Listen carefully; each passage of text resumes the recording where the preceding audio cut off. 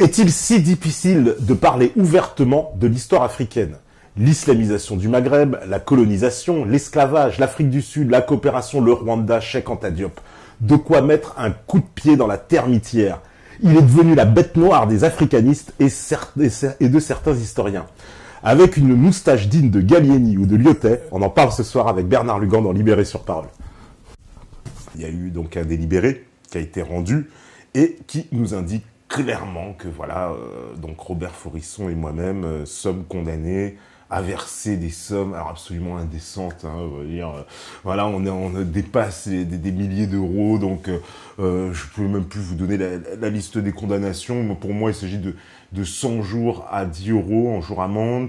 Je crois, alors je sais plus, c'est 2000 euros à la LICRA, au BNVCA, des frais de justice, etc. La décision, en tout cas, n'en restera pas là, quoi. Mais ça démontre, encore une fois, hein, pour ceux qui pensaient que dans ce pays, il y avait encore une liberté de parole, il y a bien donc des limites, certains sujets, de toute façon, beaucoup l'ont appris. En ce moment, c'est la chasse de toute façon, pour ceux qui sont au courant. Il y a encore, bon, bah, les grands habitués, évidemment, de la 17e chambre, hein, quand même un acharnement judiciaire.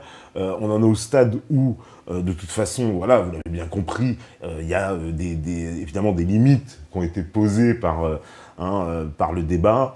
Et ces limites, on voit bien qu'elles concernent un peu tous les sujets, pas forcément d'ailleurs le sujet dans lequel moi je suis concerné, hein, c'est-à-dire soi-disant les prétendues contestations de crimes contre l'humanité. Il y a aussi tout ce qui touche de toute façon à l'idéologie antiraciste. Hein. Dès que vous allez sur ce créneau-là, vous voyez bien que tous ceux qui vont sur ce créneau-là, et je ne vous parle pas des Hervé Ryssen, des Boris Lelay et compagnie, certains diront « Oh, mais c'est normal, ces gens-là doivent être condamnés, etc. » Mais c'est de l'expression. Hein. Pour moi, ça reste de l'expression. Il n'y a pas, quand quelqu'un il vous dit, comment dire, quelque chose, comme l'autre, voilà, qu'on dit, il a dit oui, il n'y a pas de noir self. Je vois pas pourquoi on l'emmène en prison. Après, il y a des gens, ils sont pas d'accord, ils peuvent débattre, ils peuvent faire ce qu'ils veulent, mais pourquoi emmener quelqu'un, lui dire, on va le condamner à de la prison pour ça? Moi, je trouve ça complètement un peu surréaliste, en tout cas, enfin surréaliste. Ça reflète bien l'ambiance, de toute façon, du pays, de l'Europe, où il y a un totalitarisme voilà, de la pensée qui s'est installé, comme cette dame aussi, alors le nom m'échappe, c'est pareil, c'est la Faurisson allemande, on pourrait dire, hein, qui apparaît 88 ans et qui est en prison aussi, parce que, pour les mêmes raisons, pour contestation de crimes contre l'humanité. Alors là-bas, en Allemagne, vous savez bien que ce sujet-là, c'est encore pire qu'en France, mais voilà. Oui, voilà, on me dit ça, donc effectivement, ils demandent beaucoup d'argent, c'est un peu un racket de la pensée, hein. Moi, ces associations-là, si demain il y a un changement de pouvoir dans ce pays, il faudrait vraiment qu'on en finisse avec toutes ces lois mémorielles, quelles qu'elles soient, hein, quelles qu'elles soient. Comme quoi, il y a vraiment une volonté évidente de verrouiller les choses sur ce sujet, et que tout le monde se taise, et puis finalement ça va poser un problème, parce que bientôt on ne pourra plus parler de rien, hein, parce que si la loi en plus elle s'étend à tout, puis vous savez, faire à mesure par extension, on va l'étendre à tous les sujets, finalement on ne pourra parler de rien sous prétexte d'être traîné devant un tribunal. Mais voilà quoi, ouais, on me dit aux USA au moins il y a la liberté d'expression. Il est vrai que sur ces thématiques-là, il est un peu plus ouvert, effectivement, et facile de s'exprimer, parce qu'aux États-Unis, effectivement, il y a c'est le deuxième amendement, je crois, qui protège toute la liberté de parole, etc. Donc, évidemment, la liberté de parole, c'est un totem, hein, véritable. Moi, je suis pour, hein, je vous dis franchement, moi, je suis pour. Alors là, parce qu'on parle tout le temps d'américanisation, mais quand il y a des bons trucs, bah, faut l'avouer, moi, je suis pour qu'il y ait un équivalent en France, et si demain on doit refaire notre constitution, qu'on passe comme un absolu la liberté d'opinion et de parole, point, hein. Et qui est pas, il peut pas y avoir d'interdiction, il peut pas y avoir d'interdiction des idées, parce que là c'est ce qu'on est en train de vivre. Hein. Vous savez, petit à petit, évidemment, ce totalitarisme, hein, il s'installe, parce que simplement le fait, en fait, d'organiser une entrevue du professeur Faurisson, c'est déjà effectivement répréhensible. C'est ça, en fait, hein, vous voulez, c'est politique. Vous avez déjà franchi, et puis donc on cherche à vous abattre immédiatement. C'est clair et net. De toute façon, bon, on s'en doutait un petit peu, on va pas faire les hypocrites, mais voilà, ça se réalise encore une fois. Ça démontre bien ce qui se passe, hein, comme je vous dis, hein, dans ce pays, il y a des choses qui sont bien établies, il y a des belles lignes rouges, et si vous les franchissez, il faut s'attendre au courroux, hein, de la justice. Vous savez, Robert Faurisson, de toute façon, il faut se rendre compte d'une chose, il pèterait dans un micro, ce serait une attaque chimique. C'est comme ça. Donc, on peut pas rien faire avec le professeur Forisson. Hein, si de toute façon, je vous dis quoi qu'il arrive, vous serez condamné. Voilà, c'est tout. On me dit, si tu es condamné, tu as invité un cerveau malade. Ben oui, ouais, ben, c'est peut-être un peu malade moi-même. Hein. Je réalise.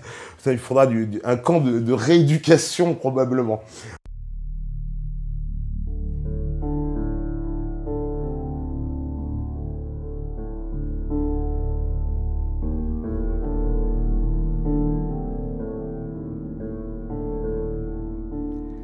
Patrick Donte, alias Tepa, s'est éteint ce 14 novembre. J'aimais bien le personnage, pour deux raisons. Déjà parce que ses invités étaient très éclectiques. On a vu de tout passer chez lui. Il donnait la parole, dans la courtoisie, à des gens les plus divers. Bref, dans cette société où le politiquement correct nous étouffe chaque jour davantage, Patrick Donte incarnait, à mes yeux, le principe de liberté d'expression.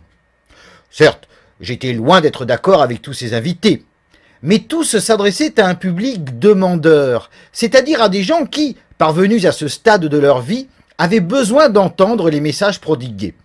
Certains pour se conforter, d'autres pour évoluer. Car dans la vie, on évolue.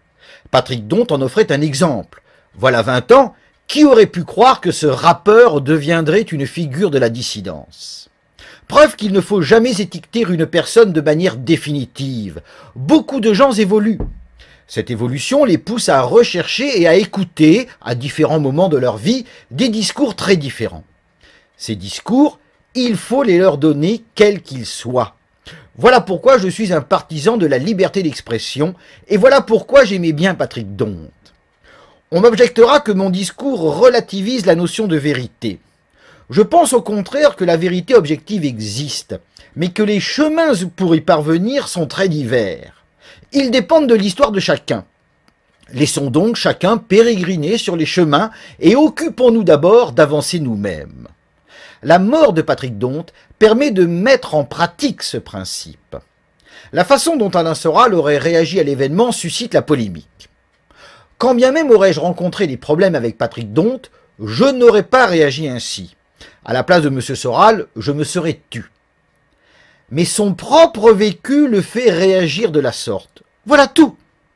Je sais qu'un jour, dans cette vie-ci ou dans une existence future, l'âme d'Alain Soral évoluera et réagira avec plus de compréhension. Dès lors, je ne le juge pas, je le laisse évoluer. Loin de prendre part à la polémique, je rends hommage à Patrick Donte et je prends chez M. Soral ce qui me semble intéressant. Merci donc, Patrick Donte, pour tout ce que vous avez représenté. Bon voyage à votre âme. Bonsoir.